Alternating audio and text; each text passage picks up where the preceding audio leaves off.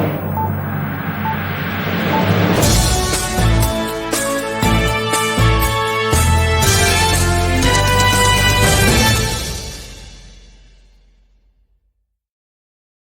everybody, welcome back to Mel's Board Game Room. I am Melanie. And I'm Carla. And we're on episode 102, and we're getting back into our top 100. We stopped real quick. Well, we did one episode, and then we stopped to do our FallCon recap. So now we're getting back into the rest of the top 100, and we're going to be doing from 90 to 81 this week. Yes. And I did this presentation couple of days ago, so and I have them all written down somewhere, but it's not in front of me, so it's going to be a surprise for me as well. All right, let me bring it up. So we have it here. Carla, do you remember what's on your list, or do you have it in front of you? I have it in front of me. Yeah. Good for you. I'm glad one of us is prepared. Do. All right, so before we start with the top 100, we're going to talk a little bit about one game that we've played lately. And Carla, we're going to start with you. So what have you played lately? So before you put it up there, I just have to talk about one little thing that we did. It was kind of cool at a game day. And okay. I've always wanted to do this. So I had 3 people come over and we set up 3 different games. And we played them all at the same time. So we just kind of rotated the tables. So we didn't do, like, they weren't heavy games. We did Yokohama, World Wonders, and Anno 1800. So they're like medium weight-ish, but it was awesome. Because you're, like, there's just no downtime. You're going from one table to the next, to the next, to the next, just constantly doing turns. And it took us about 4 to 5 hours, where normally those games would probably take... I probably would say, like, they would each take 2, I would think. Mm-hmm. Maybe not World Wonders, but... So it would have been at least 6 and then scoring, right? So we saved a bit of time. Right. 3 out of the 4 loved it. I'm not sure if 1 loved it, but... I don't know if I would like that. It was awesome. I did. Because I'm a... I don't like a lot of downtime. You know, right. Okay, well, I suppose. I just like to just constantly go and do it. So it was, I mean, I wouldn't want to do it all day long, but it was like perfect. We did it like first thing in the morning, and then we played a couple games after, and we were just like fired up the whole day because we played from, I think, 10 until about 10, 11 at night. So we played, oh, wow. So you guys went all day.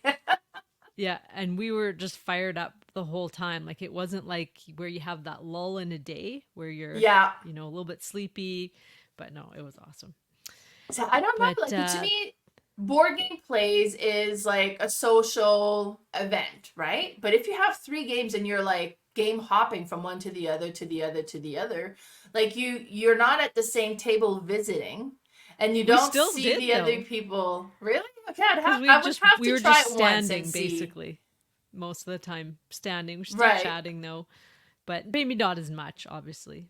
Right. Downtime. But yeah, I don't know. Like, I would have to try it one time. It's kind of... And I saw you post about it, and I'm like, you guys are insane. It was fun. Well, it would be interesting to try for sure. Yeah, I might try it at Card Treat, but I don't know how it would work because then you'd have to teach people 3 games and then it'd be too complicated. I think that would really only work if it's a game that they already know how to play. Everyone knows, yeah. Yeah. Right. But it was fun. Yeah. But the game I'm going to talk about today that I played. Now, this game I had seen out, I think it's been out last, like at least a year now. I think around a year, yeah. Yeah, I seen it. Someone brought it to one of the conventions and they had like the whole deluxe version of it, everything. And I thought it looked really nice, but looked super light. Now this is called Let's Go to Japan. So I never really played it or even really thought about it much. I was probably in a heavier phase at the time where light games weren't, on my radar. Like, and I'm not going to say light, I'm going to say light medium. Right. Whereas like I love the little light card games and I like the heavy, and I wasn't too much into the light medium, but lately So I've it's been like into I'm the all light in medium. or I'm out. I'm not Yeah. halfway. Well, and also, um, John and I are trying to figure out what we want to do once a restaurant sells, for a Right. vacation. And, you know, we've talked about Europe. We've been to Greece before, of course, and stuff. And I kind of thought maybe we'd, you know, travel across Canada because then we could bring our dog. But my niece just got back from Japan, and she said, and she's a traveler. She's a travel, like a stewardess. Oh, She's okay. Yeah. part-time Yeah. stewardess, part-time hairdresser, but her boyfriend also works at WestJet, and they just travel. They literally, because they have Nice. so many perks, they travel all the time. They've been everywhere, and he wanted to go to Japan, and she was kind of like, okay, whatever, we'll go. I'm not really keen on it, but she said it was the best trip ever, the Oh, most nice. inexpensive trip, and just everything was awesome. So Wow. I'm kind of thinking this might be what I want to do. So I'm like, well, let's get this game and let's try it out, because the guy who designed this game, Josh Wood, he was actually planning a trip to Japan during COVID, and then he couldn't go. So he turned his So he made his plans say, I'm into a going game. Yeah. somehow. And it's such a neat game. It's like, Okay. it's so cool. It's unique. So what you do is you have this little travel planner in front of you, and it has Yeah. 6 days on it, and you have these different cards that you're going to choose from either Tokyo or Kyoto, and you're just going to plan your trip. So you have, I think it's 13 actions, maybe 12 or 13 actions, but you're just going to pick up cards from a pile, and you're going to choose depending on what the round is. You're going to either choose one or two cards, and you're just going to put them in your planner. And you can put them, you'll have 3 each day, and you can put them wherever you want. You can even tuck them under a card or put them in between two cards if you have like two already. Mm-hmm. But what you're trying to do is you have different types of things you're going to do. Like there's food, you're going to go to the temples, you're going to do some shopping, and so on. And each of the days has a specific one that they would prefer, and that changes up every game. So you're going to choose which cards you're going to put down, and each card has different symbols on it. It might have food and shopping, or it might have temples and food. So you have to figure out where you want to put it. But also, the last card you place in that day has a scoring condition on the bottom. So that one will score like a whole bunch of different ways, but it'll score, the symbols up to the time you of that day. So like if you're going, you start, I think it's on Monday, and say it was Wednesday and you're scoring and you needed 3 temple icons. Well, it goes back all the days prior up to the end of this day. So it's just like quite a little puzzly planner thing that you're trying to plan out. And then as you collect these icons, you're going to move up all these icons on this track. And the higher they get, of course, the more they score. Now, the other neat thing is that you're going to go back and forth from Tokyo to Kyoto, but you're going to need buses for that. So every Right. time you complete 3, like one day, you have at least 3 in there, then you get to take a bonus. And you can either take like, a super bus or like a subway, and then that will help you like transfer back and forth. Or you can take like a wild token, which will move up some wild tokens if you need them for scoring that day. You can, your mood is involved in this. So there's like a little track on the top where it's green and red. And as you get better, like as you do have a happier mood, you'll move up, and a worse mood, you'll move down. And some of the Yeah. things you do will do that. Like you might have gone to a real expensive event and it was fun, but it kind of moved your mood down because you spent so much money. Or there's, maybe you had some bad food or something, or you did something that was free and your mood just jumped up twice, kind of thing. So it's each scoring and card will like move that up and down, and so that'll adjust your score as well. So Nice. there's all these different things to think about. And then choosing which bonus you're going to use. Do I have enough trains? Because if you don't have enough trains by the time you score, which is you've put all your cards down and then you score them at the end of Saturday. And it's such a quick game, but it's just so neat to figure everything out. Do I have enough buses? If not, I'm going to lose points, but is it worth it to lose points to get a different bonus? Because this is going to give me more points. It's just such a cool little thinky, fast game. I played Nice. it with John and taught him, and I think we played 2 games in like 45 minutes. Oh, okay, Now, nice. Yeah. and the Yeah, that's solo pretty quick. game, I think I played 15 minutes. Like they're just so fast, but it's such a little neat, crunchy game. Like I think you would Yeah. like it too. It That was looks awesome. cool. And this Yeah. is the picture of you and John playing it there. That's the picture you Yeah, shared on that Discord. is. And I just have Yeah. the base game. I don't have the fancy version. Like the fancy version I comes with mean, like these it's ceramic nice to dishes. have deluxe fancy versions, but then at some point you can't deluxify No, everything, exactly. right? And this Just is just one. pocketbook wise. Yeah, exactly. And it's not. I mean, when it's such a quick game, I don't know that I need, all the wooden bits and the. Yeah, I true. don't know if it comes with a play mat or whatever, but it's perfect for solo too. Just to pull out, I can play 2-3 games in an hour for sure. But Yeah. it's fun to play with other people too, because the neat thing too is some of the rounds you are passing cards to the other player. Hmm. Some rounds you're not, but some you will like give them your cards you don't want. So you kind of look over like, oh, maybe don't want to give them that because they could really use those symbols, kind of thing. So it's it's really neat. But Nice. I'll maybe bring it Yeah. tomorrow if I can come, Oh and then yeah. because it's such a quick one to play, we can give it a Because try. it plays how many players? Up to 4? At least 4, might even Right. be 5. But Okay, cool. yeah, yeah, Cool. Yeah, very cool. Let's go to Japan. That's kind of cool. Yeah, and then it's like it's kind of neat to have a game that gives you that cultural travel feel, like kind of what's happening there. We'll have to yeah, do like a Japan theme day. yeah. Oh yeah, Play we got Yido and Edo. Oh, that would be fun. Yeah, we got which lots of. one does I have that the bullet We got train building for? Hanamikoji, White Well, which one am Castle. I talking about? I'm okay. This one.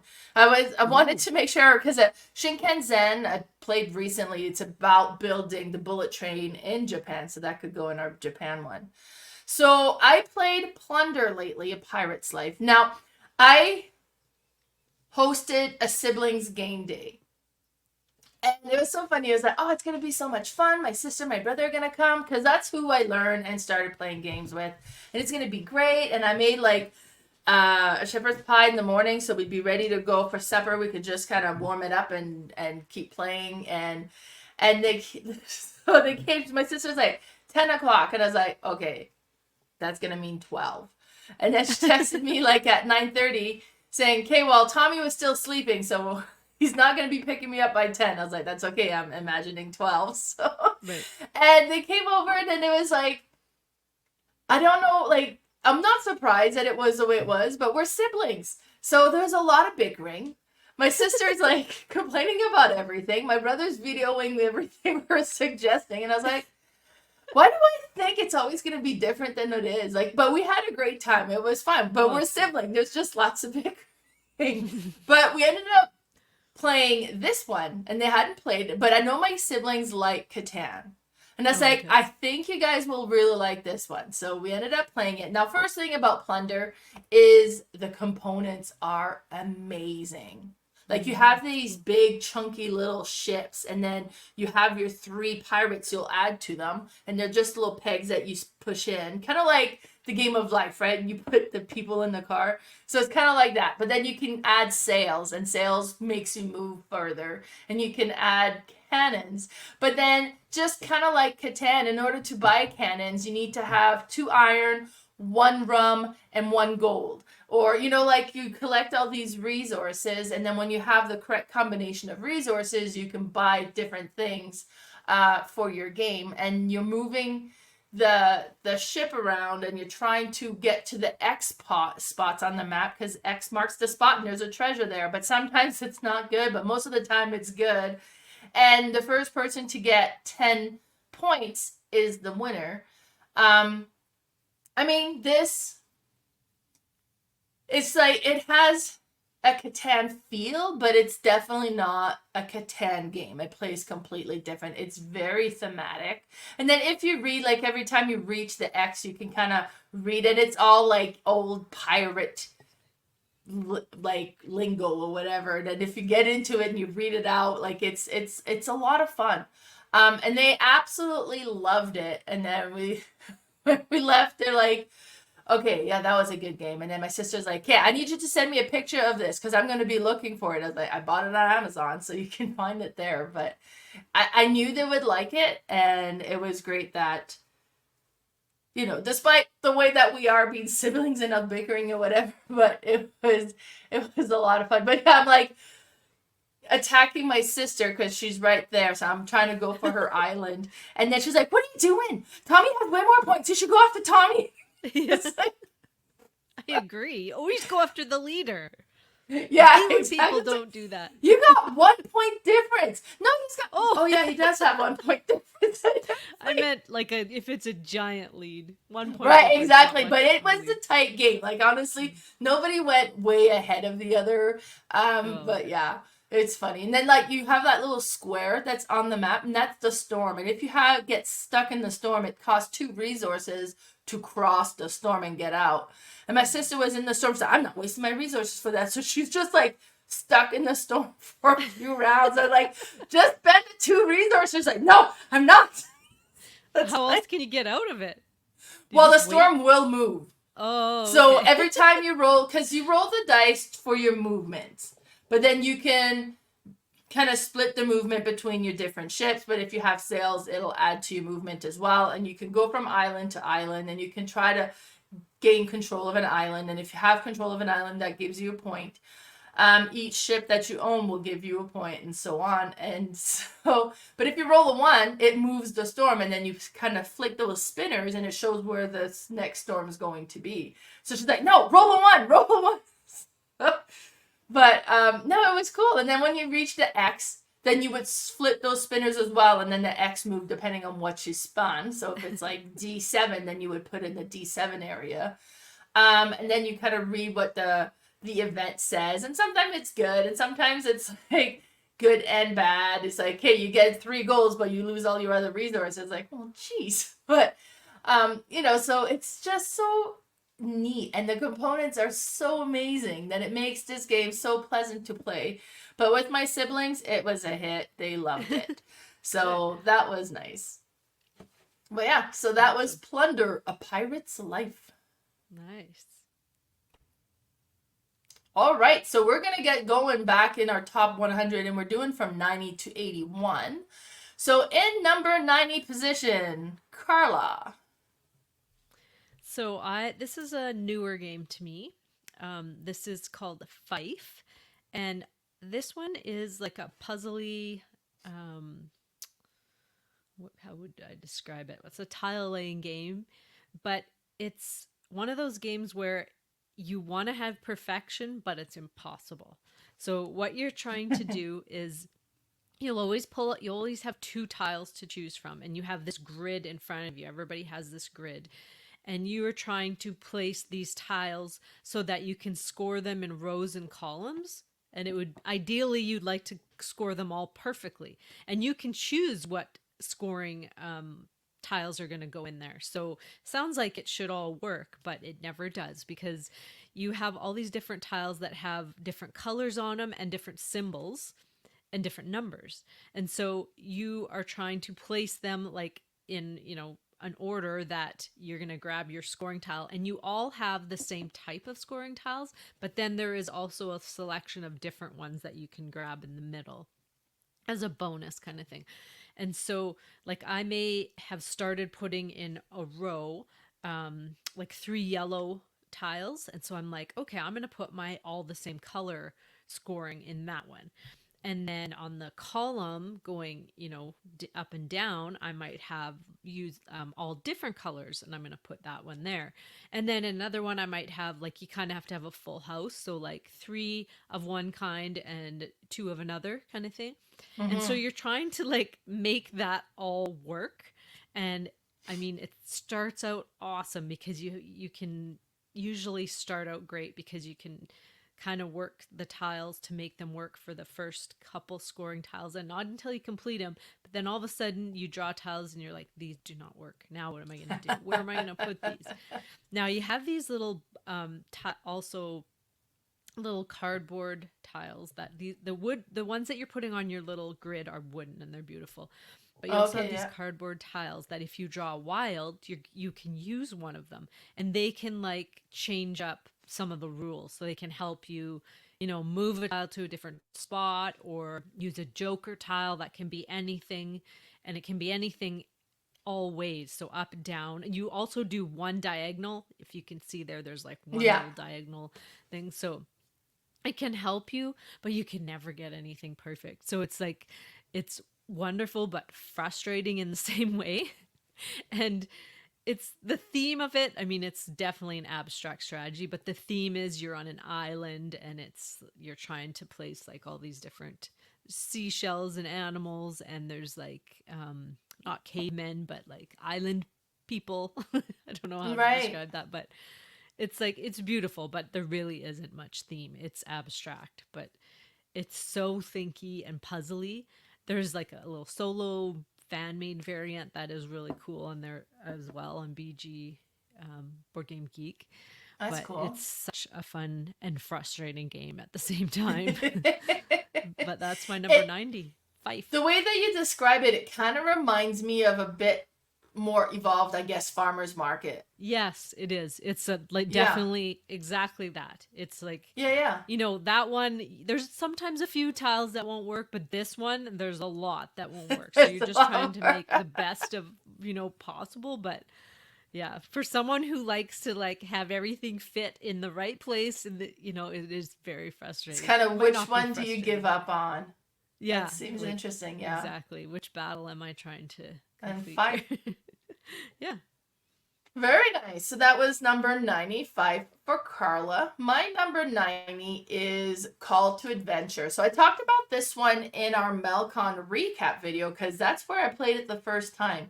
And this is funny, like this game appealed to me for a long time, and I would like see it at the store and I would pick it up and I was like, I think I want this.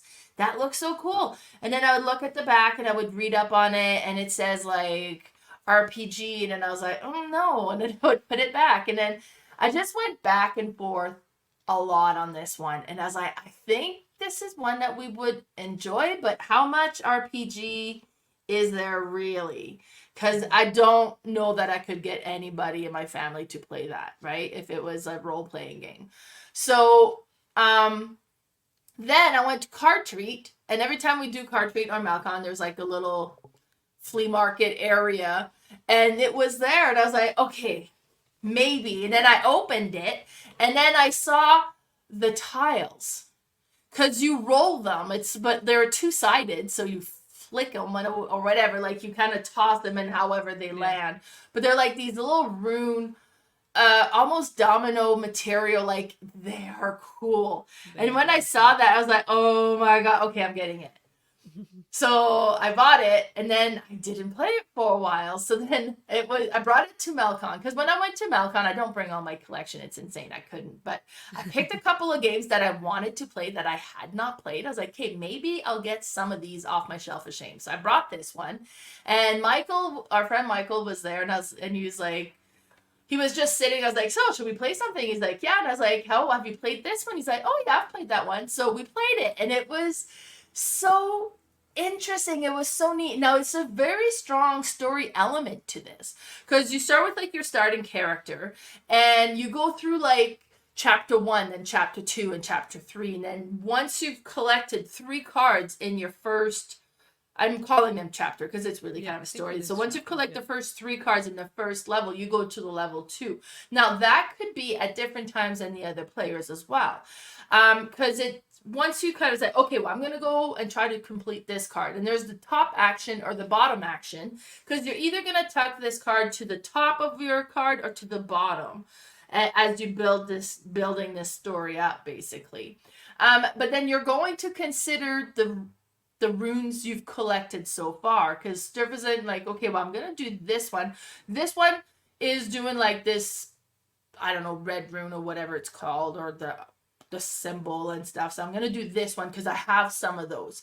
And then because you have some of those, that means you get to pull like the runes that you have, but you get to pull extra of those tiles. And then you you toss them, and you're trying to get so many symbols to be successful in completing that part of the story. If you're successful, you add it to your card, and then you kind of read up the story. Now, at the end, and this is where the role-playing game kind of comes in, because you can go and retell the tale of what you went through and the stories of what happened and so on, and you can kind of get into that, and you can embellish and get, you know, as much role-playing as you want there, but you could also not do that at all, right? So, but the gameplay of it is solid, and it's a lot of fun, and you kind of start gearing towards, and it's like, okay, well, and it's taking a shape because I'm getting a lot more of these type of runes, so I'm going to gear towards this, and turns out I'm an evil person now. And so it was so interesting. I really enjoyed this one. Now, you played this one, or you bought this one after Melcon as well, didn't you? I did. But you know what? I don't know how it didn't get on my list. I was just looking because I really like this game too. I was just flipping through all the. I'm like, it's not there. It's not there. It's not there. What? It should be on my list too. This is an awesome game. Yeah. And again, it's that light medium where it plays so quick, like half hour, I would say. Like what if you know how to play the game, half an hour it plays, and then you're like, let's play it again. It's a satisfying play. It is. It's really cool. Yeah. Good. Perfect. Play. Yeah. So that was my number 90, Call to Adventure. All right. So now we're going to go to our number 89. And Carla, your number 89. So my 89 was one of my games that kind of a grail game that I was always trying to find. It's an older game. And this is called Castell. So this game is so unique as well. It's, I would say, well, it's a worker placement game because you are, would you call it that? Yeah, I would say. You are placing workers on spots to get either tiles that you're going to build up your castelli. So what that is it's people that compete in these competitions, and they stack people on top of one another, and that's Human how pyramids, that's how they compete, and it's huge in Europe, and I think in Italy especially. I'm not 100% sure, but the gameplay is so cool because you have all these different tiles that you're gonna choose from, and that's the place that you're gonna go because you'll get different tiles at each of the different locations, and you have this big map that you're trying to go to collect these things, but also to put on shows. Now, the tiles that you draw are neat because you have different types of people. You'll have like these wide, strong men that have like can hold up more people, and then you have smaller people that cannot hold up more people. But to go to these competitions, you need to have a specific amount of each kind. So you have to kind of strategically go to some locations to get some, and then another one to get some, and you might not even plan for the competition that's going to happen, you know, in the next round, but maybe you're going to plan for a big one like 3 rounds from now, because you won't always be able to enter into them because you won't have the right people that you have to stack. Now it's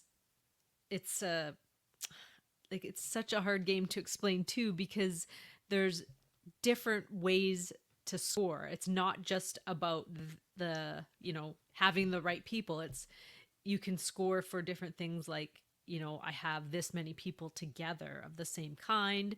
You can score, I don't know if you can see on there the scoring tiles. It kind of shows some of the shapes on the bottom right there, but those are different ways to score as well. And it's so thinky, but you know, at the same time, it's like one of those games where, you know, you can't do everything every round, so you have to choose. Am I gonna really go for this show, or am I gonna, you know, really plan for the next 3 shows? Because you can see what is coming up. Now it's like a tile laying, but still like very crunchy game. And I know the brothers Murph used to always talk about this, and they were the ones that got me hooked on it and trying to find this game. And I finally found it used and picked it up, and I just love it. I haven't got it to the table in a while, but I'm gonna have to pull this one out again because it's so awesome. It's such an unusual theme, and for a theme like that, it looks like such an involved game for like a it's a people pyramid building game. Yeah. Like, that's really It interesting. isn't a short game, but it's not super long either. I would say, 2-hour mark. Okay, But, yeah. Yeah. Very cool. So that was your number 89. Yes. Perfect. Castell. All right. My number 89 is, it's Mexica. This one, I love it. Oh, well, Michael Kiesling and Wolfgang Kramer, they're a good combination of game designers. Yeah, Now, the version I have, and I took a picture of the version I have as well, like our picked one, but like they have these little stone-looking buildings. And you either play as, like the beige or the gray or the black or what is it, like terracotta color one, and so you're like cut your own color. But this is an area control game. And it's so funny. It's kind of like, I don't like area control, except I really do. But you're on your turn, you're going to be placing these pyramids onto this island, but you're also kind of building these little water pathways to break up this whole island into these different districts. And when you get a section that has so many squares in it, you can put a little tile, and you see those little hexagon tile that'll have like the number of how many squares it has to have. So that one in the bottom corner there needed to have 10. So once you have 10, then you can create and you can add that tile to it. And now it's its own, I don't know what they're called, like province or something. Like it's its own district. And you can score that district when you go in, but then at the end of the round, you would score the district again. So when you put it in, if you have a majority in there, you score a bonus for it. Now, for being the one to create that district, you get points for that. But to have the most representation into it, you get points for that as well. And then you have like the different level buildings, and they have little dots on the top to show how much influence they have. So like the black one in the bottom corner there is 4, so it has a 4 value. Well, the other ones, there's a 3, but they also added a 1, so they also have 4 value in there. Plus, you have these little bridges you can do, because you have your little Mexica guy that moves around, and he can't go through the water. He has to take a bridge. So as you're building all these things, and then you kind of, have to create path as well to get through, and then you can try to get the other players stuck as well. Like there's definitely some of that going on. Or, they want to come in your district, but then you're like, well, I don't want you to come here, so I'm going to put myself right on the bridge, and now I'm blocking the way. So either you build another bridge to get in, or you have to wait till I move, or different things. So it's definitely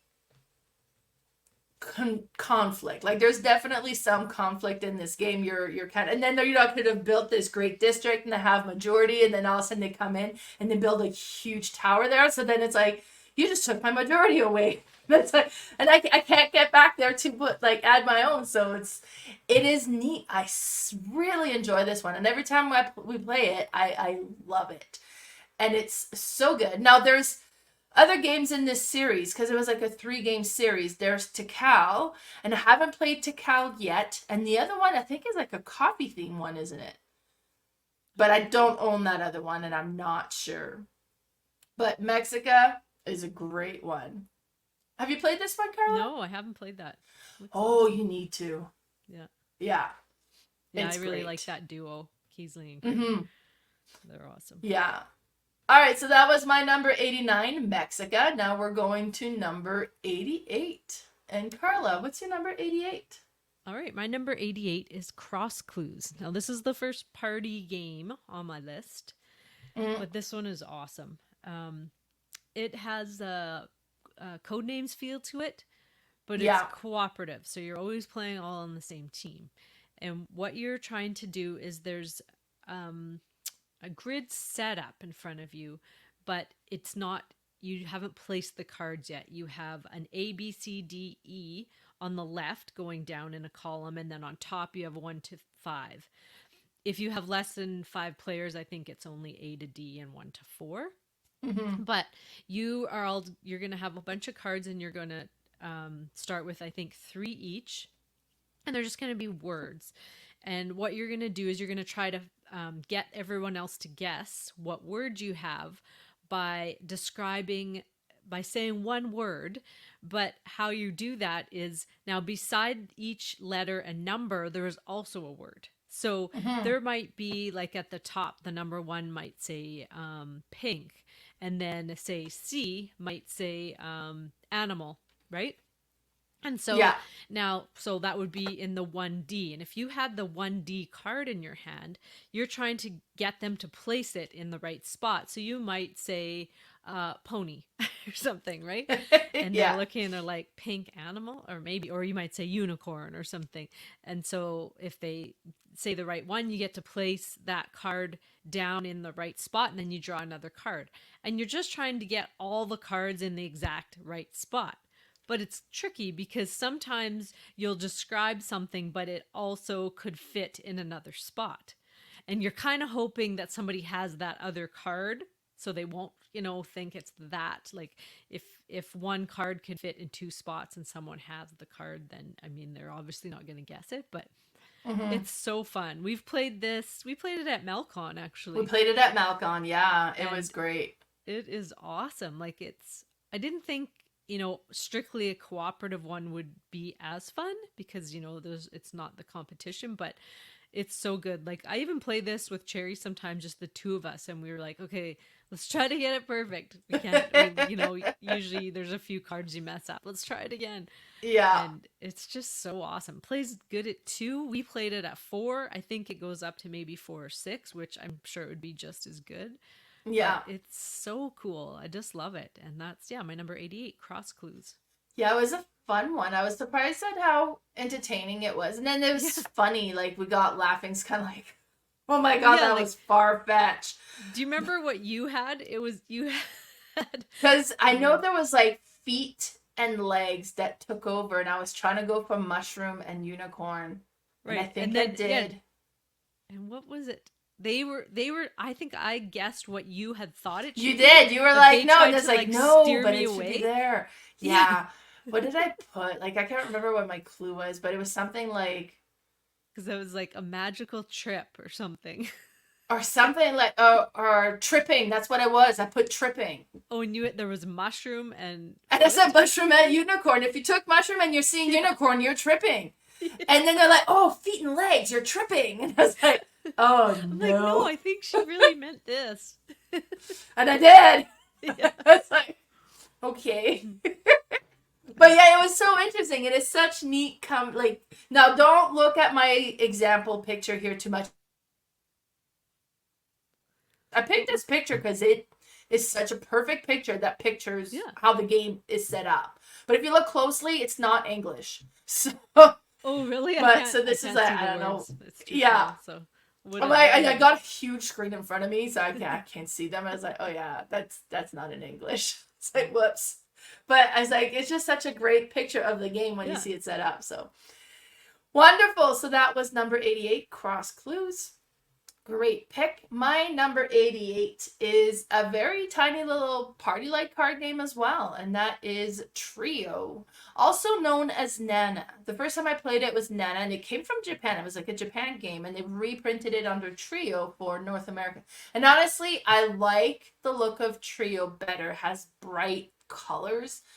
It's just a really cool looking game, and it's a memory game. Now, we mentioned this one in our Malcon recap episode. It was also on our memory game episode as well, because you do need to have keep track of your memory here. So you get so many cards handed to you, and you put them in order from small to big, and then there's some cards that are face down in the middle as well. And you're trying to create 3 sets, like sets of 3s. But the tricky thing is you can kind of play what's in your hand from one end or the other, and you can ask the other players what they have, what's your lowest card or what's your highest card. And then you can also flip cards that's in the middle. So you're trying to find 3 cards of the same. And so I could be like, okay, well, what's your highest card? And you flip over and you put an 11. It's like, okay. And I'm like, okay, Cherry, how about you? What's your highest card? And she flips over and it's a 12, then I'm done. Because obviously I didn't match. But if she had also put an 11, I could try to flip another 11. Maybe I had an 11 in my hand all along. It's like, well, I also have an 11. So, but I can't play it if it's not my highest card, right? Yeah. So it has to be that. Sometimes you can't play until some cards get unlocked a bit, right? And then you would put the 11 in front of you and you have your set of 311. Now, to win the game, you need to either have 3 sets of 3s or 2 sets of 2 numbers that equal added together or subtracted from each other comes to a total of 7, or 1 set of the 7. Now the 7s are tough to do because they're in the middle of the pack, so they're not going to be available normally in the beginning of the game. But it is so neat, and it's also one of those games that's quick to teach, quick to play. They play quick, and you never really play just the one time. No. After you finish playing, say, okay, again, let's do it again. Okay, one more time. Okay, let's try this again. And like, it tends to be one of those that, as it consensus with the groups, like, okay, let's do it one more time. It's just such a satisfying little card game, and that's my number 88 trio. Yeah, that's a good one. All right, my number 86. Oh, it's funny. No, 87. 87, yes. Yeah. I've written 9 to 1 because we used to always do top 9s. Oh, but we got 10 now. But it's not. My number 87 is Dead of Winter.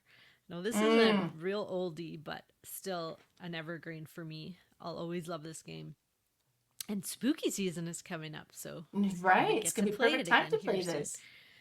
Now, this is a cooperative, also actually a semi-cooperative, because you have to all work together, but then at the end there may only be one winner. There can be multiple winners, but what you are doing is you're like in a zombie apocalypse, and you are trying to meet the objective of the game. And there's several different objectives that you can do. One may be literally to just survive. So you need to survive the game with, I think, at least one of your characters. And you may have more than one. You may have 2, 3, even possibly 4. But you start in a colony, and you are trying to go out, leave the colony, and go and collect food and gas and medicine and weapons and whatnot. But there's zombies all over the place. So you have to be careful, because if you encounter them, they will possibly bite you. You roll this really mean, crazy dice, and if you see a bite mark, they've bit you and you are dead. And you may have spread it as well after to other characters around you. But if you actually have gas, you can travel to these places without being detected. Now, you go to these locations and you'll do like a search action. And what you use is dice. Everybody has the amount of dice that they have people, +1, I think it is. And you roll these dice, and whatever pips you have, that's your actions you can take. So depending on if you're at a location, you may be able to do a search for an amount of pip that you have, or you may be able to attack a zombie and kill them. And then other things you can do is you can clean out some of, you have to also have a round objective that you need to accomplish, which may be to collect amount of food extra on top of the food you need every round. You might have to collect junk, you might have to collect medicine or weapons. And so how you do that is everyone needs to help and contribute. So you might say, okay, like you might need 4 weapons this turn. So you're like, okay, I'm going to put 2 weapons down, but you put all your cards face down that you're putting in that objective pile. And if there is possibly a traitor, which you can play that way, where there's possibly one traitor in the group, you may have just put down something that is not what you said it was. So at the end of the round, you take those cards, shuffle them up, and then flip them over to see if you've met that round objective. And if you haven't, probably you have a traitor in the midst. And then you need to also find out who that is, and then basically vote them off the island. But it's like voting them out of the colony, and then they can't use any of your shared resources and stuff. It's such a cool game, especially that you have different game objectives, because If it's just to survive, that's fine. But you also will have a personal one as well. So if you do actually win the game together as meeting that objective, then you go to your private one. And if you've completed that, then you are a winner. There can be multiple winners, there can be only one, and there can be none. Like none of you may have been able to collect what you needed to do, but it's so neat to me that it feels like Walking Dead, the board game, to me, which Yeah. I used to watch. I don't think I actually finished that whole series, but it was something that I was quite into for a while. And I think I have tried other zombie games, and this for me was the best one so far. I have not played Zombicide, so that may be a Right. better game. Have you played that one? No. No, but to me, this was the best zombie one that I've played, and that's my number 87, Dead of Winter. Yeah, I haven't played this one yet either. Really? So, Oh I my know. gosh. I know you We played need, it like, at a Gobfest. spooky 2-day marathon because we have so many Really, spooky like, days to honestly, go. we need to do 3 days isn't enough to get all, like, we need to do like a month long Yeah. game convention. I was telling my gaming friends, local friends, is like, when I retire, I'm gonna do like a month long Melcon, and I need you guys to be retired as well. So we could just like, let's just play like all these games. Yeah. Oh, we should play. Like, let's just. Well, I'm the But oldest, so I'll yeah. be when you've retired. I'll have been retired. Oh, okay, you can come. Yeah. All right, my number 87 is like, is it a board game? Well, there's no board. It's tabletop game for sure. This one is old, but this is one that hits our table so often. Like as a family, we play this all the time. This is one where the kids like actually want to play. If we set it up, it's like, okay, now come in, and that is Crokinole. And it's a picture of the Crokinole board because I don't know that Crokinole comes in a box either, It really. comes in a box, but no one keeps that box ever. Well, like it's not, yeah, like it's not a box game, right? And this is another fancy looking Crokinole, but you have these little pegs in the middle, and you have like this, I don't know, target looking thing in the on the board, and you have these little wooden discs that you kind of start on the outer line and you have to flick it. Now the rule is if there's other color like other players on the board, you have to hit one of their discs, so you have to flick and hit their disc. Otherwise, if you hit nothing, your disc is removed from the board. If you're the only player or there's no other players on the board at that point, then you can just flick, but you need to try and get into that inner circle. And the goal is to try to close or in the little hole, because if you get your disc inside the middle hole, that one comes off and it's a guaranteed 20 points. So it's great to get in there. And if you're in the inner circle, then it's 15 points, then it's 10 points, then it's 5 points, and it's 0 otherwise. But you basically play until you've played all of your discs, and I think it's like 13 discs each. And then at the end, you just kind of tally up your points. Now, this is most of the time a 2-player game.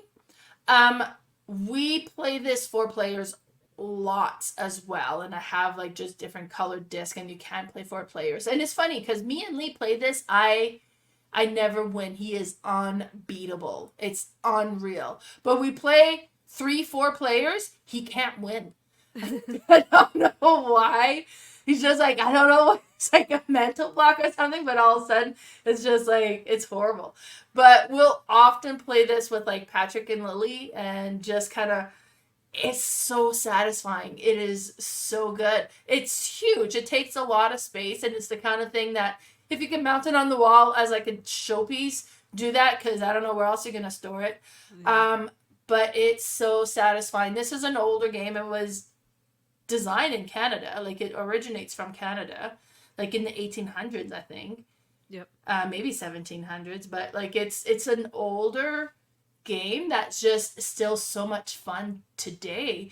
And I like to take these old games and pull them out, because a lot of people like grew up on this, and then you kind of forget about it, and you bring it back out, and then the kids are like, oh my god, this is amazing, because it still is amazing. So yeah, that is my number 87, and that is Crokinole. Nice. My You number have a 86 Crokinole board, right? Yeah, I do. I do want to get, when I move like downstairs to my big games room, I Mm-hmm. want to get a really nice wooden Yeah. My one. Crokinole board is rough. It was a $15 yard sale fine. And it's like I should buy a new one and get a fancy, but then I'm feeling like if I buy this new fancy Crokinole board, first of all, it's a lot of money. Like you can go up to $300 easy on a Oh nice yeah. board. And then it's like, what does that say to my old Crokinole board? Like I don't love you anymore. And I get it. It's an animated object. It probably doesn't care, but Yeah. it's just like, but I still like it. So yeah, I'm just not going there. Yeah, no, it's a great game. All right, my number 86 is Apiary. Now, this one is a newer one to me, and I actually don't even own this game. Oh You really? own this game, I own and this game. Yeah. Cherry owns this game. So I don't need to own it because I can guess play not, it eh? whenever. But I do love it, and I didn't initially think I would like this game, partly because of the space theme. It's all about space bees. Now, both me and you, when we seen pictures of this, or maybe I don't know, you've seen it in person, I've seen pictures. It looked like the dice are bees, but they look like pigs to us. Yeah, I Or thought it was a maybe, pig. yeah, Yeah. because they're like little chunky dice, or they're like rectangles, basically. Like, no, not Yeah, and I mean, like, cubes, it's but not just a straightforward, like, they're space bees, so they look weird to begin with, and yeah, I was like, oh, is this a little pig? And it's like, no, yeah. it's a bee. You know, of But no, course. it's an awesome game. It's a tile laying game, but also dice placement game. And how they put them together is so neat. You start out with this big hive, everybody has a different one. And Hmm. you are trying to place tiles in this hive in order to collect resources. And what other tiles can you place that can hold resources?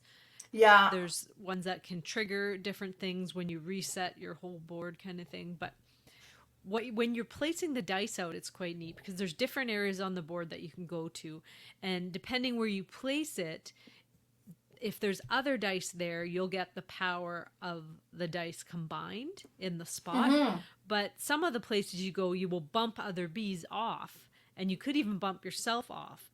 And when Yeah. you bump a bee back to someone, including yourself, you can choose to either use it again and update or upgrade the Like, pip. level up. Yeah, level up Yeah. the pip. Or you can place it down in, it's kind of like a storage, and then it would stay at that same level, right? But then you have to go Yeah. to another area to get that one back. Most of Hmm. the time, I just level it up, and then until it gets to I think 4 is the highest Yeah, and number that it four, will you get to. can't keep it then. You have to level up Yeah, and it it has becomes to a go back to larva 1 again. and stay down there. Yeah. But there is places on the board that you need 4s to go to in order to get these like really cool end game scoring tiles, or to get an add-on to your hive kind of thing. There's one place you go to that you can collect resources, and you move this queen bee around, and you'll land on a spot, and then you'll choose a tile, and a lot of times you'll get to choose what resources will go on that tile, and those are what you'll Hmm. collect. There's a place to go where you can get more tiles that can either give you like ongoing bonuses, resource tiles that you will place on your board, or the other one is endgame, right? Yeah, Endgame like scoring. tiles.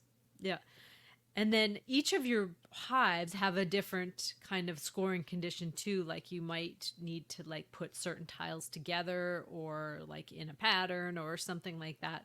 So that is all neat. You can also go to this spot where you can actually make a bee dance, which is actually a thing. They actually perform dances for the queen, apparently. Right, yeah. these bees, but and you can kind of decide what is going to be in that dance. And so it's like you get to choose what different actions are in there, and then it'll give you usually just points, I think the dance gives you. Maybe some nectar or something, or honey as well. But and then anyone else can go to that dance, but they have to put those exact things in. So it's kind of neat Yeah. that way. Yeah, to be the Um, first one there, you get to decide the dance, but Yeah, then you get anybody to else will have to choreograph follow the your, dance. yeah, exactly. Then there's also some card play, which is really cool. I use that a lot because you can take these cards and you can either choose to plant one as a seed, which will be end game points, or you can just discard it and get the action on the top. Now, one game I had done that a lot. I just kept getting cards and just kept using them as actions, and they gave me like it was like they quadrupled the actions that I got to do. So I just kept Hmm. being able to do more and more and more stuff. Now, of course, you know how I love to like when something will combo and you'll get to do all these, different things. So that's probably what sold me on this game, but it is Yeah. just so neat. And once you play it, you're like, oh, okay, I think I I get it now. And there's so many different paths you could go. Like, okay, I want to try this Hmm. next time. Next time, I'm going to try and just get all these end game. Next time, I'm just going to get all these like in game bonuses and see what those can do for me. Like, there's just so much you can do. And this was a first time designer too, Connie Vogelman, I believe her name is. And Right. she's the one who also designed Wormspan. So Yeah. she is on a roll, I think. I love both those games. I Yeah. don't know what she's got coming out next, but I assume there's going to be more coming from her. And it is just awesome. And that's my number 86, Apiary. Yeah, Apiary was cool. You just gotta, yeah, like it's not like the theme is the theme is pasted on, honestly. Like Space Beast is just a theme to give this game, and it's just all these different things. Yeah. But it's this. I mean, despite the theme, it's a really cool game. Yeah. All right, my number 86 is a game that I just really like.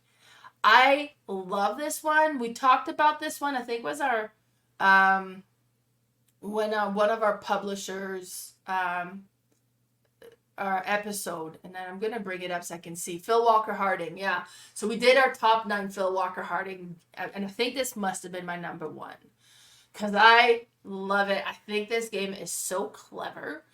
This is another area control type game, but what's so cool about it is you all have these different huts card, like these tiles that have a little hut on it, and there's 4 villagers on that tile, and there'll be little meeple that are printed on it on the side, and the way they're distributed is always different. So you could have like 1 on each side, or you could have 3 and 1, or 1, 2 and 1, and so on. Like it's always different, and you're gonna create a grid of a hut and kind of an action card.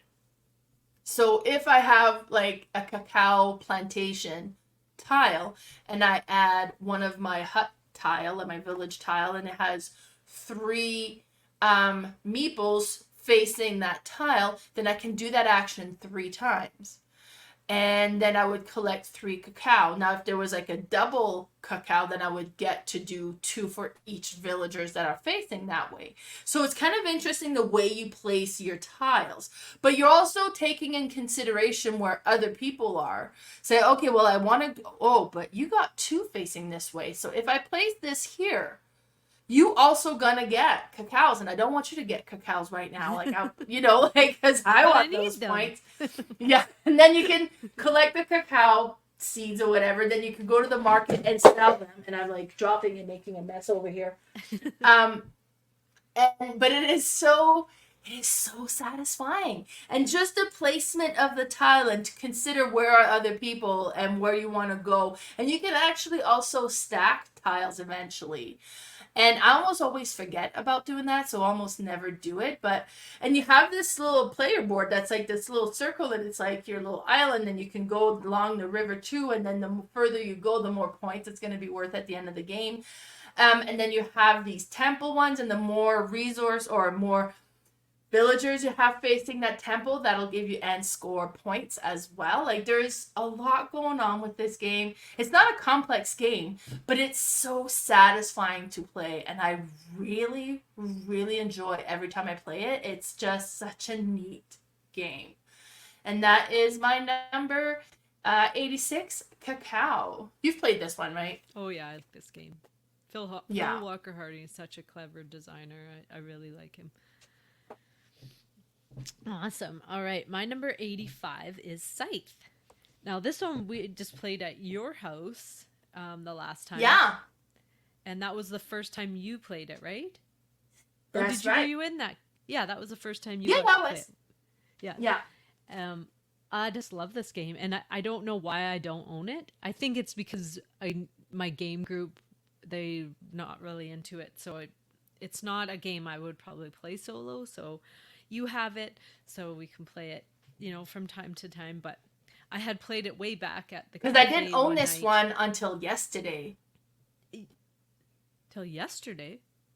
That's right. When we played my friend Nick's copy. Oh, I thought that was one of yours you had ordered when you did your Stonemeyer order. No, I got my little side. Oh, okay. No, I thought we were But playing his copy. yesterday I did get the original Scythe as well. So I do own it now. Oh, good. Awesome. Yeah, no, it's such an awesome game. And it's not typically the game that I would choose just because it looks more like a battle dudes on a map game, but Yeah. it's kind of not. Like it kind of is, but it's kind of not. Like you can battle as much as you want, but you really don't need to battle in this game. Mm-hmm. You can just stay in your own little corner or just move around the map and not bother people. And the battle isn't even that terrible. Like all you do is get No, sent right. home. You might lose the resources on that tile, but other than that, it's not terrible. But what you're trying to do in this game is accomplish all these goals. And I think is it 10 goals that you're like 10 stars you need to get on the board? And that ends the game? Or is Maybe, it six? yeah. I can't remember now how many, but Yeah, I can't remember. Like, I've only played it the one time so far, so yeah. I don't remember the stars. I Yeah. can't remember how many, but there's different things you're trying to accomplish. So you are like battling is one of the things you will maybe try to accomplish, but you might try to just move up on track. So you might try to move up your battle track. You might try to move up your I'm going to say friendship track, but that's my little side. That's my little side. I think on here it's maybe reputation track. You might just try to. I'm trying to think what some of the other goals are that you're trying to accomplish.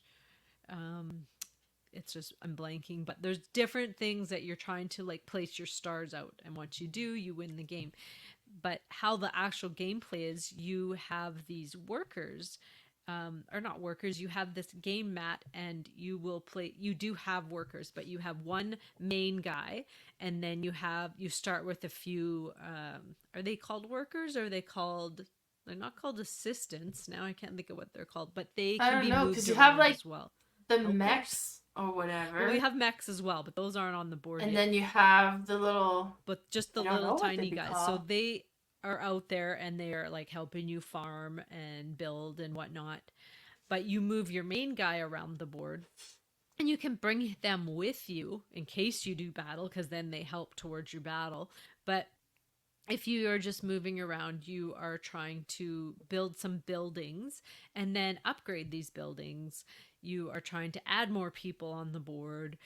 You are trying to get to the middle so that you can get that factory card. Because when you get to the middle, Mm-hmm. everyone gets to look through these pile of factory cards, and they're usually like an upgrade to your board. Now, your player board is really cool because you have these top actions that you do, and once you open the bottom of that action, then you get to do both when you go there, and you have to Mm-hmm. always go to a different one from the last one you did every turn.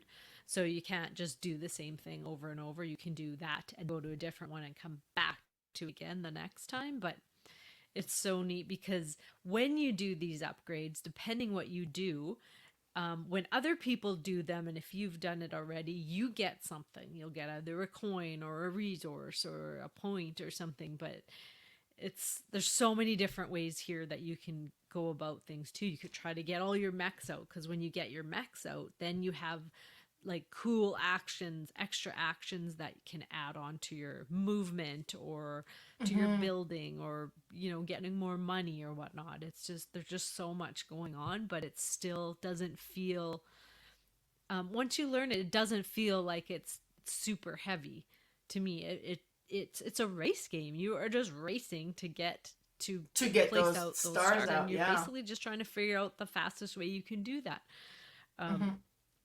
I I just love those type of games. It has that same feel as Euphoria, as that, when you get close to the end, for me, it's like a sport that I used to play, you know, when it's near the end of the game and we're in the lead and it's like, is this gonna happen? Are we actually gonna win? You know, and I just get Yeah. that adrenaline rush, I guess it is. Which I don't get in most games because they're not race games, but True. race Like, games yeah. I feel like that. And this one I always seem to do well. I don't know how. Like I don't know even what my strategy is. I think I just try to figure out how can I get those on the board the absolute quickest. And it's not like the prettiest way because some other people are building up all this stuff and they're moving around with all these resources and all these people, and I'm like, I don't have that, but I'm getting my stars out somehow. So I don't Yeah. know, but I just really like it. Yeah, and that's my number 85, Scythe. Yeah, Scythe is so cool with the actions. I think that's what I liked about Mm-hmm. it. It's just like activating those actions, but then upgrading so your actions become more powerful Yeah. and changing it up. So, okay, well, I'm going to do this. I could come back and do this again, but I'm going to try to upgrade this one so now it does this as well. So it's just I'm the just grabbing a whole cord. the whole side of that, like that portion of it was so satisfying, and it was like you're so involved with it, so that was cool. So that was her number 85, Scythe. My number 85, let me peek at it. Okay, this is another little card games. I like those small, quick games that are just so easy to get to the table and so easy to play. And this one is Xylotar. So the first time I played it, it was called Magic Trick. And it was self-published, and there was only a few copies out there, and you couldn't find this game. I know a lot of my friends were like creating their own version because we were so impressed with it. It's like we need to have this game, but it wasn't available. And luckily, Bezier Games picked it up and they republished it as Xylotar, which is like, okay, why Xylotar? But I mean, it works. And you have all of these cards that you get, and in this case, they're little notes. And this is a trick taking game. And it's one of those trick taking games that you're going to bid on how many tricks you're going to win. But what's really tricky about this one is you play it blind. And what I mean is on the back of the cards, you will see what the suit's going to be. Is it going to be red? Is it going to be a green? Is it going to be an orange? You can see that. You can also see the range of what those cards are going to be. So it's going to be 0 to 10 or 0 to 7 or 0 to 9.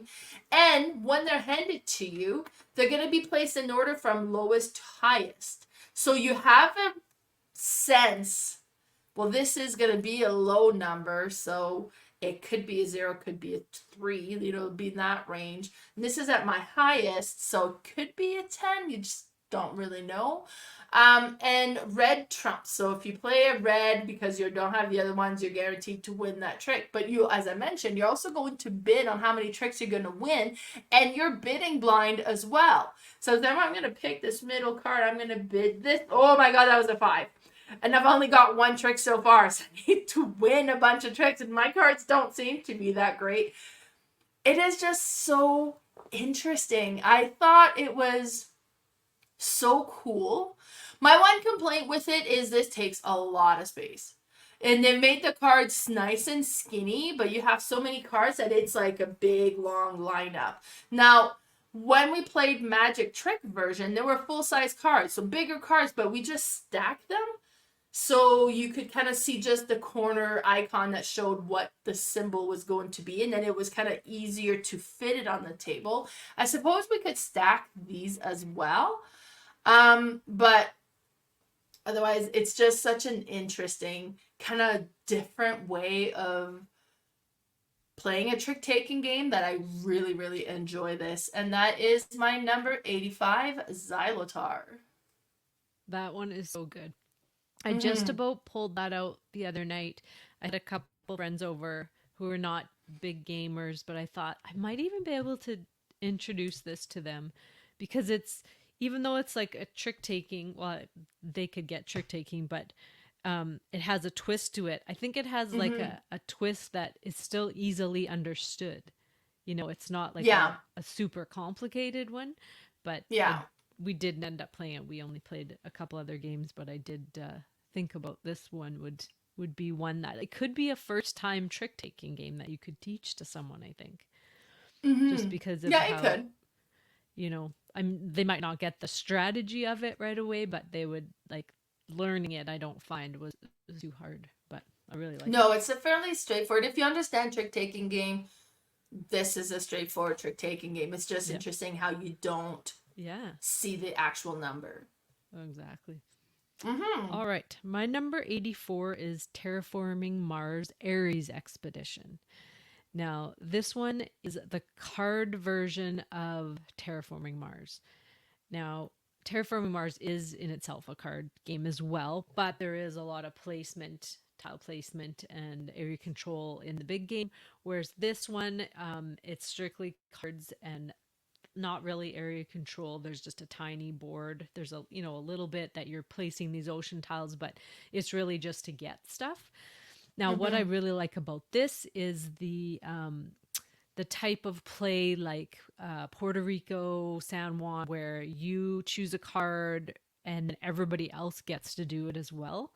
And Yeah. so, but at a lesser degree, they get the kind of bottom action. You get, I don't know, do you get both? I haven't played this in a while, but if you get both or if you just get the stronger top one.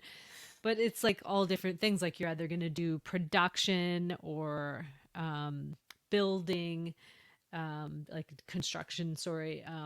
You're going to do some research or you're going to activate action cards. Now, what you do also is you have the similar board that you would in the main game where you were building up different elements to like use as resources to build your cards. Now, building the cards, you have different types of cards, but in unlike Terraforming Mars, where you might have to have all these cards splayed out like singly, this one you can kind of stack them, so you just have to see the symbols on the left and that's it. So you can kind of you splay them, but this way they're not actually stacked and then just kind of split a bit.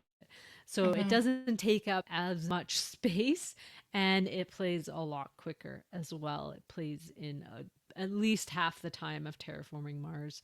And the cards are all really neat. And the art in this one is a lot better. I don't know if you've played Terraforming Mars, but the art is pretty bland and boring in that one. They look like, textbook pictures on them, whereas this one it has a little more life to it, I feel like. And there's just a Mm-hmm. lot more um, enjoyment of looking at the cards.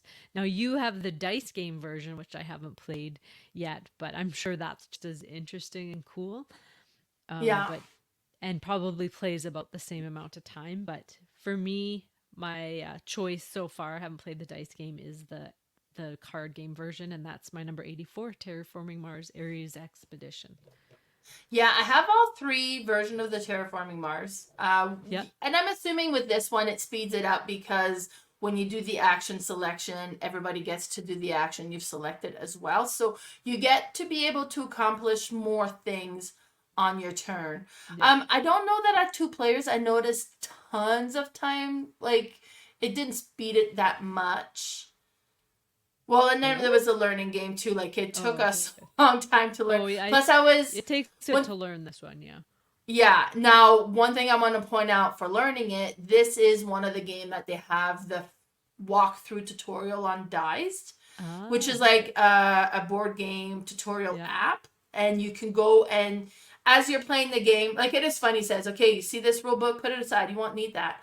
And then it talks you how to set it up and be That's like, neat. "Okay, this is what these actions do. Okay, player one, what are you doing?" It's like, "Okay, and click. I'm doing this action," and it walks you through. So it's like you have somebody who's played the game that is sitting next to you, teaching you to play the game as you play. So I love Diced, and this Yeah. one was on there. But yeah, this one is kind of cool with the like Race for the Galaxy, like San Juan, like that Yeah. mechanism in there. Oh, and then Raising Robots use something similar to that as well. So very cool. Oh, right. My Well, number that's yeah, kind of. 84. Yeah. Okay, so my number 84 is an abstract strategy game that has the most amazing table presence. When you play it and it builds up, it just looks so amazing, and that is Santorini. Um, and Funny story. I got this game, and actually, I got this game given to me by Roxley for hosting a Dice Throne tournament for them. And they're like, here's a game. So, and I was so excited, and I was opening it. I ripped the bag open before I realized it's a Ziploc bag. Oh. So there's a big hole in my bag. I think I've replaced it since, but Santorini is just so interesting. So you build these buildings and you build the base, and then you'll build the second one. Then you have these little workers and you can move them and they can build around where they're at. And then but they can't build on top, like if they're not kind of at that level as well. So you gotta move them up, but they can't jump 2 level. They can only go up 1 level. So you're kind of strategically placing things so that they can kind of climb up as well. So you're kind of building stairs in these building as you're building the building. And the goal is to get your guy on top of that top level with like all the doorways, and be like King of the Hill. It's like a race to King of the Hill type of game. Now, if somebody's about to go there and it's your turn and you can't get there first, then you're going to put a blue dome and block them out because they can't stand on those blue domes. So, and those are just meant to block them out. And you're trying to get, now I always try to get the person kind of stuck in a corner. And if you can see over there, that gray player is stuck there. Well, not really. He could build another bottom level so that he could kind of climb out. But you're trying to, like, and it's just a cat and mouse, King of the Hill type of game. Like you're trying to build this thing, but you're trying to stay away from the other players so they can't come and wreck what you're building. Or you're trying to get them stuck in one corner so that you've got your building set up and you're about to win. It is such an interesting game. Like, beautiful to look at this, the details, how it looks on the table. Like, it is a gorgeous game, but it is cutthroat and it can be mean. Like, it's simple. The concepts are very simple, but like all abstract strategy game, it's simple to play, but it's tricky to win. And I do really enjoy that one. So that is my number 84, Santorini. Awesome. All right, number 83. My 83 is Caldera Park. Now this one is another like puzzly game, probably multi-solitaire, except for the fact that you are choosing actions for everybody, kind of thing. True, So yeah, that's interesting. Savannah Park, that's very similar, but I find I like this one a little better. So everybody has this map in front of them of different terrains, and what you're trying to do is place your animal tiles so that you can group as many like animals as possible with watering holes, and at the same time covering up different land types to score the maximum points. Now, how you do that is you all start with 7 tiles at the top of your board, and you will have different tiles, most likely, because it's a random draw. And then there's a central board that shows different terrains and one of each of the animals. And on your turn, you're going to choose one of those animals and you're going to plop them into one of the types of terrain. And it may be something like you are going to place this specific animal on top of a waterfall. Now, so say I had the wolf. I will look at all my tiles and I'll choose one that has a wolf and I'll place it on one of the waterfalls, and then everybody else will have to do the same. Now, if they don't have any wolf tiles up there, they will get to choose anything and place it on a waterfall. And if all their waterfalls are covered, they'll get to place it anywhere. So you are choosing what they're doing, but if they can't accomplish it, they have to have more of a leeway. The beginning of the game, most likely they will have that wolf and they will place it. So each tile has either 1, 2, or 3 animals on it, and it may or may not have a watering hole. Now, the watering holes are important because those are the multipliers. So if you have a bunch of different wolves around surrounding each other, but no watering hole, you'll literally score 0 points. But if you had, say, 3 watering holes with like a single wolf and then a wolf with 2 other animals and then another tile that had 3 wolves, that would be 5. And if you had 3 watering holes times 3, that would give you 15 points at the end of the game.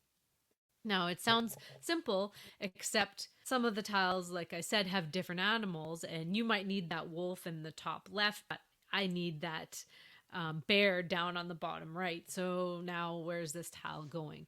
Kind of thing. And and also I have to put it here now. I have to put it on this specific spot, and I only have one spot, and that's in the bottom left. So that's not going to work for anything. So again, you're never going to get everything perfect, but you're just trying to do the best you can. Now, there's also another kicker in there. You have these weather tiles that each round you pull a tile and you have to place it in clockwise order on these weather spots. Now, it might be a tile that shows like a double of some type of animal or something, and you can't have animals around there. Now, if you had already placed those animals around there, you have to flip them and they will just not score. So you are also strategically trying to place these weather tiles so they don't mess up your plan in the whole board. There's also different basic scoring at the end for like covering all of your desert terrain, or covering all your forest, or all your mountain, or covering all your rivers, and again, you're not going to be able to do it all. So you have to choose, okay, I'm really going to focus on covering my rivers because those will give me some big points. I'm really going to surround those geysers because each geyser I surround gives me some big points. And you're just going to have to choose, which route you're going. And I just find it really interesting because, again, you go different routes, you can do different things, and it's always a different game because other people are choosing what is coming out, what animal is next, and I hope they choose that because I don't have that and I want to place this in that specific spot. And it's just so pretty. Like it's I think it's a Michael Kiesling game as well, isn't it? Oh, there you go. Let's go have a look. Yeah. Yeah, it's Wolfgang Kiesling and Kramer and Michael as well. Kiesling. Like Yeah, that's a good duo. another duo and they have such range. Like their games They really do. so different from each other. They just can go all over the place and design different things. But this is a good one. I like it. It's my number 83, Caldera Park.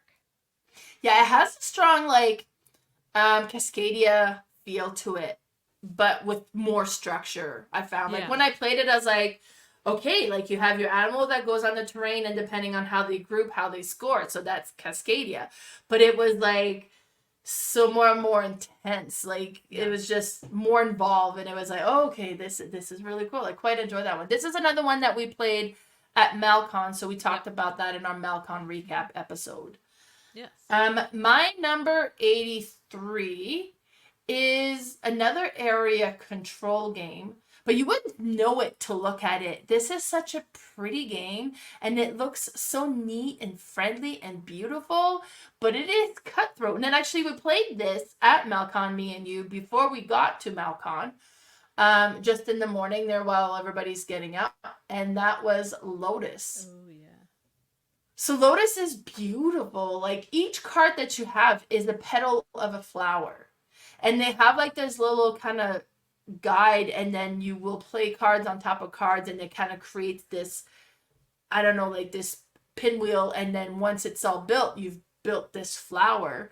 And so the look of this game is just gorgeous. This game is beautiful. And depending on the flower you're building, how many petals it has.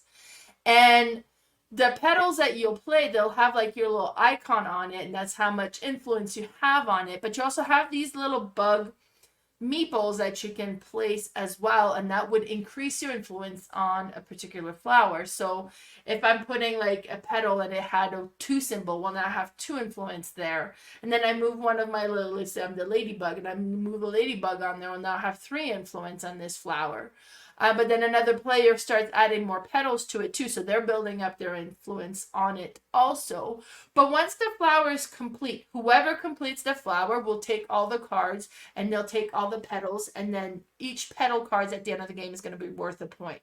But whoever had the most influence on it gets the bonus. And the bonus can either be you would flip over one of your bonus cards that'll either allow you to hold more cards, or allow you to add more petals per play, or give you an extra token like bug token that you can place on the, and that's going to be worth 2 influence instead of just a 1, or you can take victory points for it, and that kind of builds up towards your victory points as well. And then once you've kind of gone through the draw deck, that's what initiates the end of the game, and then you kind of complete the last flowers, and then you tally up the points.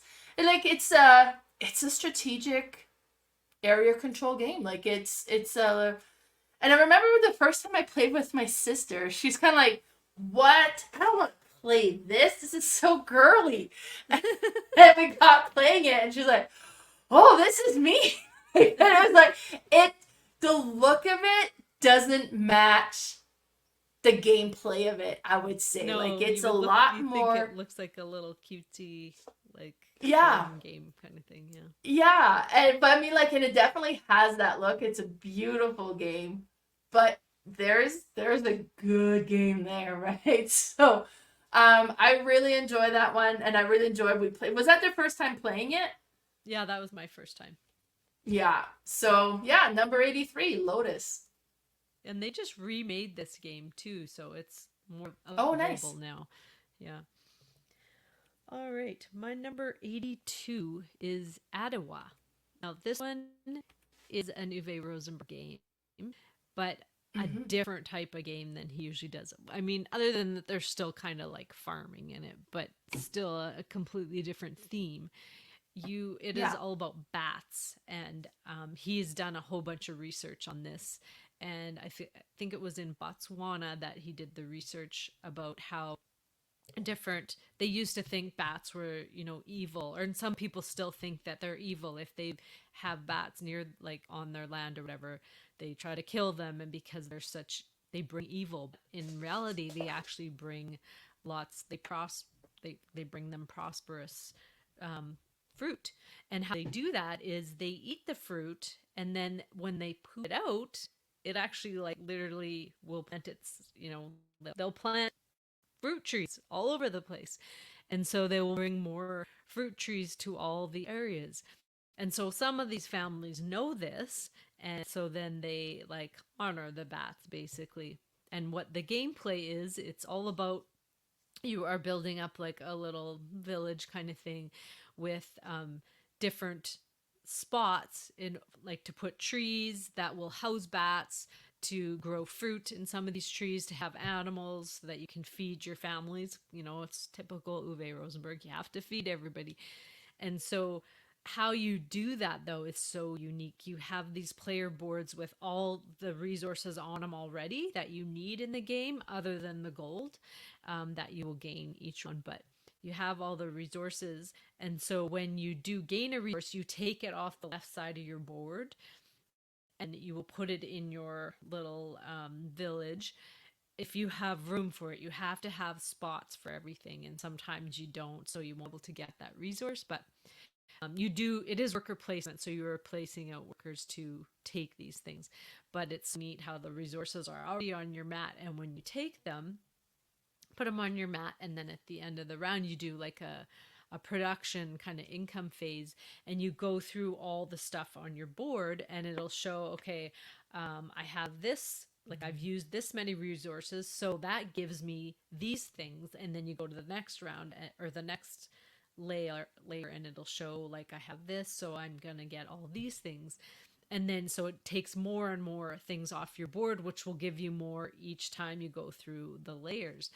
And then finally you have to feed your people, and you can feed them like goat milk, you can feed them fruit, you can even feed the untrained families, you can feed them the bats. Yeah. But then at the end, you also are going to go and collect gold. If you have trained families that know about the bats, you're going to automatically take a gold. But if you have untrained families, you kind of go digging in this bag, and you'll pull out a tile, and it may or may not give you gold. It may give you 2 gold, it may give you 1, or it may give you none. So it's just so neat. But you're also adding more of these tiles to your village in order to house more things and be able to grow more things and add more families, and it just all gives you more points at the end. But it's a quicker one of Uwe's quicker games that plays in Hmm. probably an hour, maybe hour 15. And it's just so neat how he designed this one. But yeah, that's my number 82, Atiwa. Yeah, that one was really interesting. With like the more you used up on the board, the more powerful your action was, Yeah. and then like in how in like it's like okay, well, I'm feeding. Oh, okay, that's good because that's opening this up, and so it was so interesting. I quite enjoyed that one. It was good. Now we talked about this one in our Gobfest recap episode. I know, and I know we've talked about it multiple times, but that one for Did you sure. play it at Gobfest? Yeah, that was the Okay, I first was gonna time. say Well, I've first and never only played time it I've at played it because Gobfest. I don't own this Oh, one, nice. and I won. I ended up winning. Awesome. So, yeah, no, it was Yeah, really it's really cool. cool. Did I ever tell you about the time I had a bat in my house? No.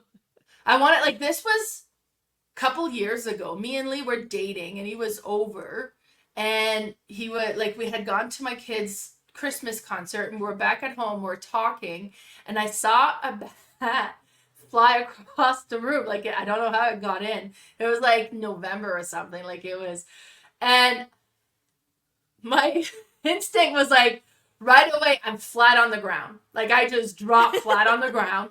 Now Lee hasn't seen the bat, and he's just like he's talking to me, and all of a sudden I'm flat on the ground, and he's like, what are you doing? And then I'm crawling to the kitchen.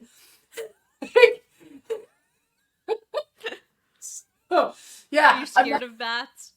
apparently that was my like there was no thought process there, like fight or flight. I'm flight. And you didn't even tell him? There was nothing. It was just a flat on the ground and crawl. Get away, get away. What are you doing? Oh my god, that was insane.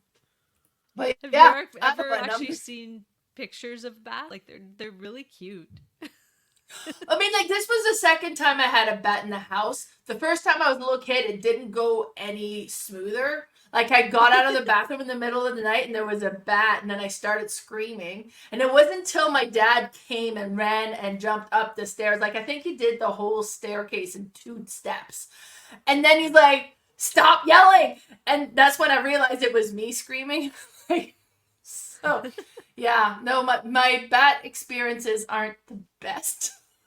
Oh no. But No, you I know what? To have a bat outside, fine. Like we have a bat house. I'm fine with that. To have one show up unexpectedly in my house, yeah, I'm they not okay would anymore. startle you. Yeah, just like my Yeah. mice would startle me, but then once I knew what they were, I'm like fine with them there. Same with Yeah. bats. If I just like out of the corner of my eyes seen one, I'd be like, oh. But I like seeing pictures of them, they're just like tiny little cuddly dogs with. Well, wings. like that first time, we had the neighbor come with like a butterfly net, scoop it out, and like once Oh it's yeah. not fluttering in front of you and it's all wrapped up, like it's yeah, it's a cute little mouse or whatever. But yeah, no, the middle of the night flying in front of you, I'm not okay with Yeah, that. they're not meant to be in our house, probably, but they do eat Oh lots my of god. mosquitoes, so don't kill them outside, people. That's okay. Yeah, they're outside. I'm completely fine with them being in our yard. Just don't come Yeah. to the house.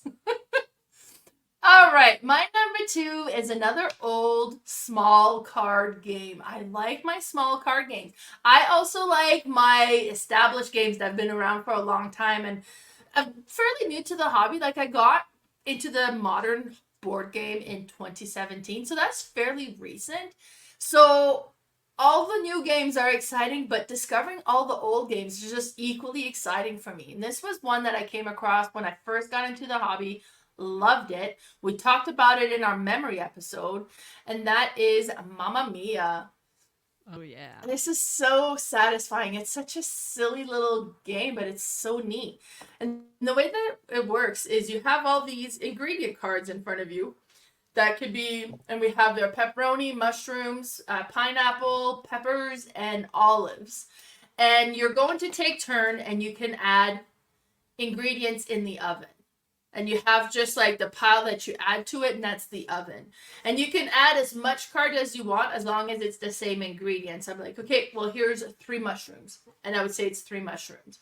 And then, okay, well, I'm adding 2 pepperonis. And then you add 2 pepperoni. You gotta go around and around adding ingredients until you think there's enough ingredients in there to fill one of your pizza orders. And you have the pizza orders that have like show on the side, okay, well, it needs 1 olives and 5 pineapples. It's like, okay, well, we put a lot of stuff in there, so I'm gonna place this order. And sometimes like, oh my god, I can't believe you just placed that order. I was about to place mine. And you probably used up the ingredients I needed. So I can't place my order yet, so I'm gonna add more ingredients. And then I'm like, okay, well, I think there's enough. Because there's one of them is like 15 plus ingredients. So as long as there's 15 ingredients in the pile, you can place that pizza. But what's going to happen is at the end of the game, you kind of take the pile, you turn it over, and you start stacking the ingredients. And when an order comes up, you pull out from the ingredient you've been stacking to fill this order. So if it was 1 pineapple or 5 pineapple and then 1 olives, you take those out and then that order is fulfilled, and then you get your order card as a point. Now, if you don't have enough of the ingredients, it's like, okay, I thought there was more pineapple than that. You can supplement from your hand if they're in your hand. Now, if they're not in your hand, that order is not fulfilled. The ingredient stays in the oven and you keep going. Now, if the 15 card plus comes up, it just takes all the ingredients out. So as long as there's 15 ingredients, everything, so that like the oven is kind of reset. It's like, oh my god, I didn't notice you did that. It's like, so my order comes up and there's like almost no ingredients. So you really do need to pay attention and try to remember, is there enough pepperoni in there? I think there was. Okay, I'm gonna place my order. But so you do this, and I think you go through it 2 or 3 times, and then it's whoever has the most fulfilled orders that wins the game. But it's a simple game. It's very simple, but it is so neat. And this is one that we would take to the restaurants a lot. So we would order our food and then we'd play this until it comes. And it was, because it doesn't take a whole lot of space. You're just adding to the middle like a discard pile. It's so neat. I really enjoy this one. And that is my number 82, Mamma Mia. Yeah, Mamma Mia is great. I love it. It's good for memory. Mm-hmm. All right. So, last one of the day for me is Kingdomino Origins. Now, I used to have Queen Domino. I think I also had Kingdomino, the base game, but I ended up just keeping this one because it's basically all the games in one. You can play 3 different levels of this. You can play the base where you're just matching the tiles and you have these cardboard dominoes basically, with each has a different terrain on them, and so you are just placing them in your kingdom, and you at least have to match one of the sides of the tile to a like side of another tile. You can place different ones around your what's your base called now? I can't think. Just your because it's a castle in the original one, but I don't know. Is it still in the origin? Be a cave in this one, but right. Okay. Instead of the crowns for the multipliers, it's fires in this one. But, oh, okay, so yeah. But the base is the same where you're just matching the dominoes. But then you can ramp it up, and then there's little resources on some of the tiles, and they will gain you like fish or mushrooms and stuff, and those can be used to buy these other tiles that can go on your each, like one of your dominoes, that will give you more end game points. Mm-hmm. Or you can save them for like an end game goal kind of thing. So that adds it up or ramps it up to like another level. And then there's third way to play. I don't know if I've actually played that way yet, because I usually only pull this game out with non-gamers because I just love it, and it just so interesting. They find it so neat that it's, you know, you're kind of playing dominoes but in a fun way where you're trying to build up all these different terrains and trying to get, you know, maybe one type of terrain, a whole bunch of it, and then a few other groupings of them. It's just so neat. I just love it. Then there's also, these little fires. You can also collect more multipliers where you can't in the base game, and add those to tiles to multiply them even more.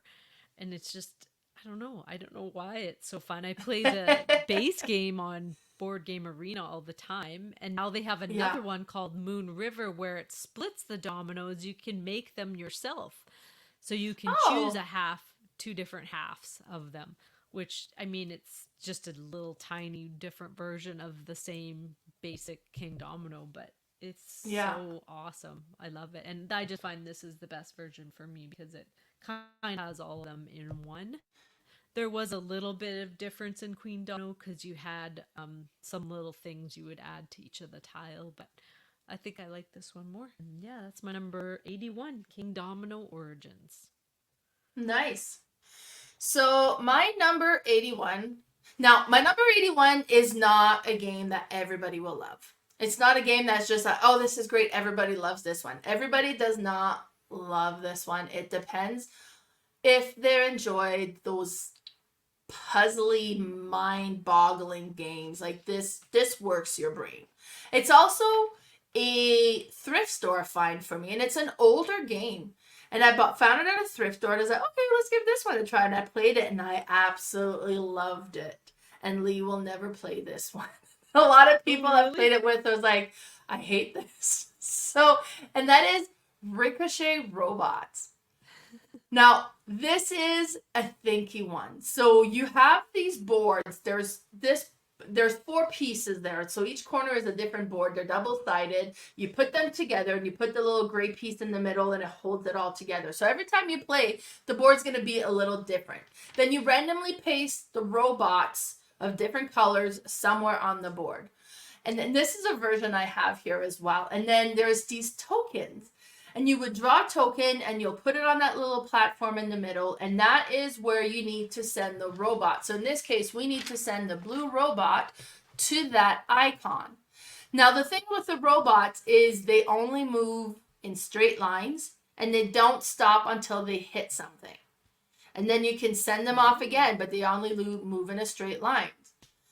And you can move all the other robots. And you can bounce off the other robots and bounce off the walls. And you got to try to figure out a way to move all of these in your mind. You're not physically moving them yet. You got to figure out how to do this in your mind to get that robot to that icon. So you start the game and everybody just stares. And you're just trying to figure out, how can I bounce stuff around to get this one over here? And then you'd be like, okay, I can do it in 12 moves. And then you flip the timer and everybody else has that much time to try to find a fastest way to do it. Now, there was one time I'm like staring, and then you're kind of counting as you're doing it. And I was like, I can do it in 42 moves. And it's like, 42? It's getting ridiculous. And it's like, okay, am I even going to remember? But I love it. It is so interesting. It is so neat. It's like a logic puzzle, and I love the logic puzzles, right? Like, and me and Patrick adore this game, but everybody else in our family was like, I hate this, my brain hurts, I don't want to play anymore. But so either you like that style and you like to work your brain that way, or you don't. And if you don't, you probably will never like this game. But if you do, this is an amazing game. It is so good. And there's multiple versions of this game that I've seen. But it's so, I love it. I absolutely love it. It's so interesting. It's so thinky and puzzly and entertaining for me. Like I love the whole thing about it. Sounds cool. Yeah. That's my number 81, Ricochet Robot. I have 2 copies there. A Bacchus Spiel, and I don't think that's the one I have. I have this one that was made by Rio Grande. So, like I said, there's multiple versions out there. So, yeah, those were our, from 90 to 81, from our top 100 games that we talked during the podcast, because I didn't mention that in the beginning, but this top 100 games we're doing, top 100 games of all the games we've talked on our first 100 episode of the Board Game Specialist podcast. And I mean, because every time we talk, because we do a lot of top 9, so we talk about at least 18 games an episode, basically. So there's been a lot of games that's been brought up on the podcast over the last couple of years. Have we been doing this for 2 years? Two years, I think. Is it gonna be 3? Is it gonna be 3? We Yeah. we lost a year. I think it's We gonna be. lost. Are we going? It on might our be third? going on We're 3 going on our years. third, I think. Yeah. Yeah. Right. So yeah, I mean, it's been a lot of fun, I gotta say, and it's funny because we barely knew each other. Yeah. We did. You came to a game day that I was hosting in Didsbury. Yeah. Kind of like, That's how hey, we is it first okay met. if I come? Yeah. Yeah. Yeah. You And then it's posted like, it somewhere, and I was like, oh, I might head there to game day. Yeah, that's yeah, crazy. yeah. And then And then played she's a like, I couple always wanted times, to and do a I podcast. Did you? yeah.